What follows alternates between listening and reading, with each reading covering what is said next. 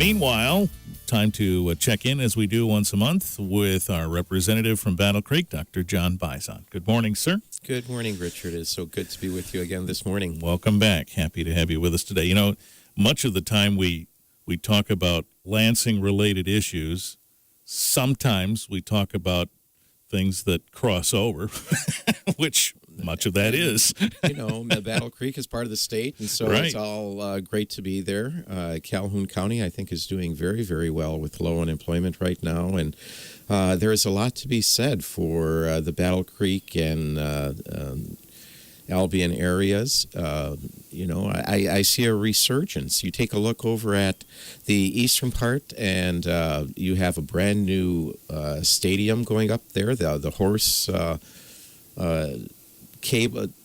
I'm not quite sure I know even what to call that. Are we talking about the Red Wings? No, I was talking about over at Albion College. Oh, of putting course. In the horse rink, the horse stables, the horse. Right.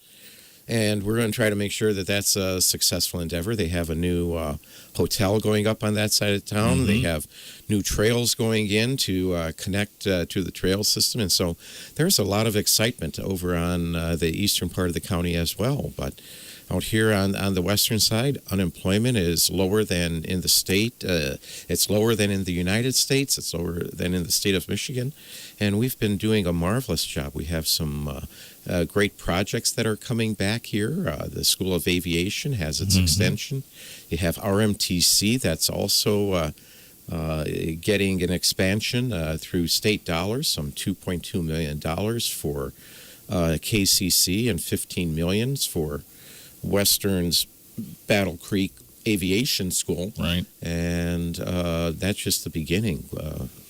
Yeah, you do get the feeling that that we're in a better spot than we were a few years ago.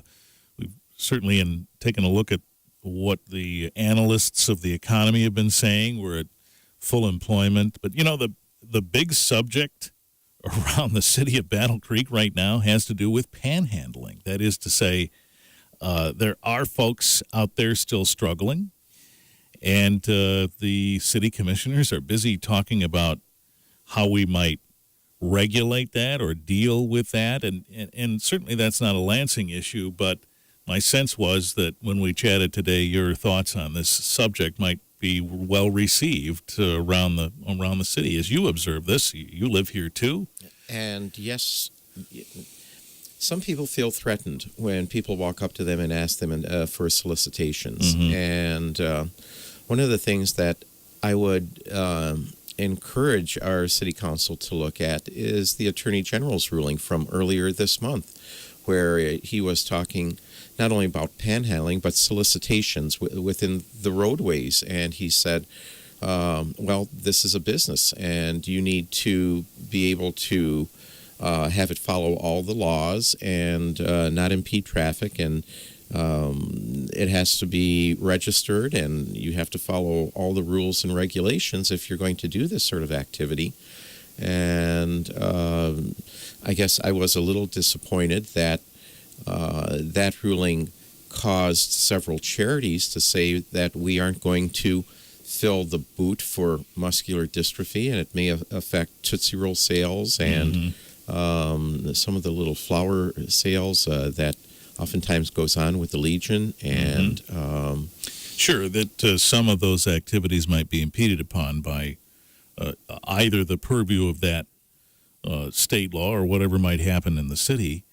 It's interesting, though, because you do have that element that you referred to, the sense that some folks feel threatened when the request for assistance comes. And you can see the other side of it, too, where some folks say, hey, it's a free country. It's a free country, right. And, you know, I think that we have to walk a fine line here. You know, we need to make sure that our citizens are protected. We would hate to impinge upon the rights of any of our people. And, you know, it seems like all so often when you make those laws, you come down on one side or the other, when sometimes I feel you need to thread the line in the middle. And it's not an easy thing to do. typically when you try to do that, both sides walk away unhappy. Yeah. And I guess that is the nature of compromise.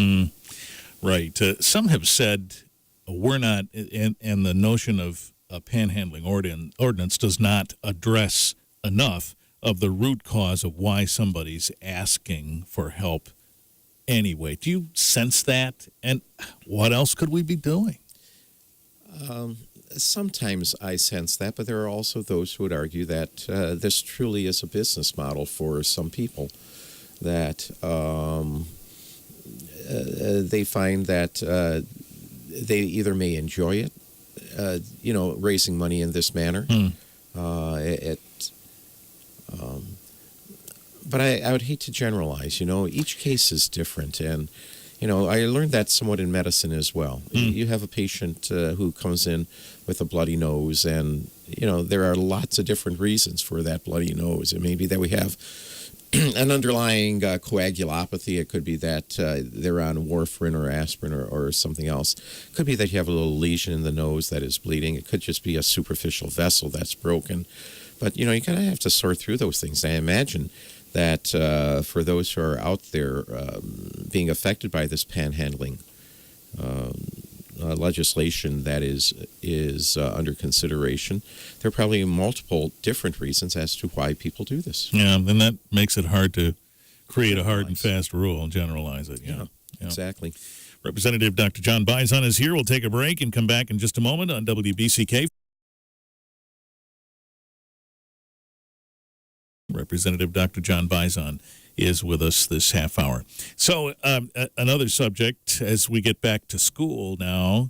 In fact, we'll talk with the superintendent in the Battle Creek Public Schools next week as she prepares for back to school. But, the focus has been a district that has been bleeding enrollment and closing buildings and such. Saw an interesting opinion written by Dr. Joe Schwartz recently in the Battle Creek Inquirer. Some folks may have seen that as well, where he's saying closing buildings doesn't solve the problem.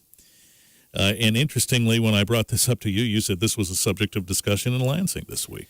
It wasn't a general discussion in Lansing. I was able to sit down with Treasury, as I do every once in a while, and as I had done with some regularity when we were dealing with the Albion Marshall school system. Yeah, right. And so I've developed some friends, and there was a request for a meeting and an update. And so I was meeting with some of the Treasury officials who wanted to give me an update on this is where we are. And in some ways, you hate surprises when you're up in Lansing. You'd like to be prepared for all opportunities, and you'd like to be prepared for the various options that you might have facing you. But no, yesterday I was back in Lansing meeting with a number of different organizations up there. It was my Lansing Day, so to speak. Mm-hmm. And among the people that we met with is Paul Connor from the Treasury Department of the state of Michigan. And he brought in a couple of his people, and the topic of discussion was the Battle Creek Public Schools. What was the angle on that? Keeping an eye on the finances? Just keeping an eye on the finances more than anything else. And, you have to develop a plan and follow the plan and make sure the plan is being adhered to. And there was a little bit of concern in that I think the original plan called for the closing of 3 buildings. And only 2 of the 3 were closed, and so it becomes a question of, are we following the plan? When I read Joe's letter in the newspaper, Joe's a really smart guy, and he's seen a whole lot through his many years in the legislature and in the various capacities in which he has served, and our activities here in Battle Creek are somewhat reminiscent of how Albion started and what has gone on in Detroit and in other school districts that are struggling. Yeah, you get a little bit of that familiar sense from this. Mm-hmm. Yeah. And you really do need to have a strong school board dedicated to a plan to pull you out. And when you look at the anticipated school projections coming for the coming year, I believe the projections that I got from Treasury was that we'd have 40 fewer students next year than we did this year. And in Joe's article, he said, well, that number might be closer to 235. I don't know where that number is, but that would represent nearly $1 million in revenue coming back to the district to have that difference. And yes, we have that in reserves in the school system, but that would take you from the $1.5 million we have in reserves right now down to probably $500,000 remaining. And that would definitely suggest that this district at that point would be in financial distress. And the Treasury would at that point take a somewhat more active role in helping however they could with making sure that our students receive a good education. And that's what this has to be about. This has to be about the students. It has to be about the kids and their education. We really need to focus on education much more than we have in the past. And it can't be about, bricks and mortar. It truly has to be about the children and their education. I have to look in the district, and we have probably as many students leaving the district as we have staying in the district right now.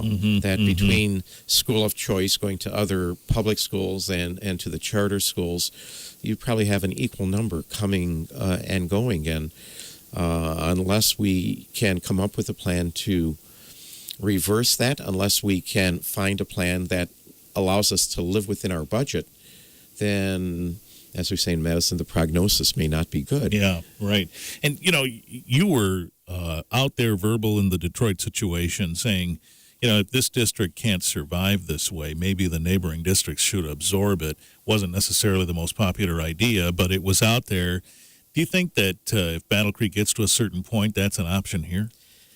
I think that right now, having 4,000 students in the district brings in some $32 million, and that is a lot of negotiating capacity. Right. If that's the spiral that we are on, then perhaps it may be, I hate to say give up the schools, but we need these kids in good school districts, good school systems.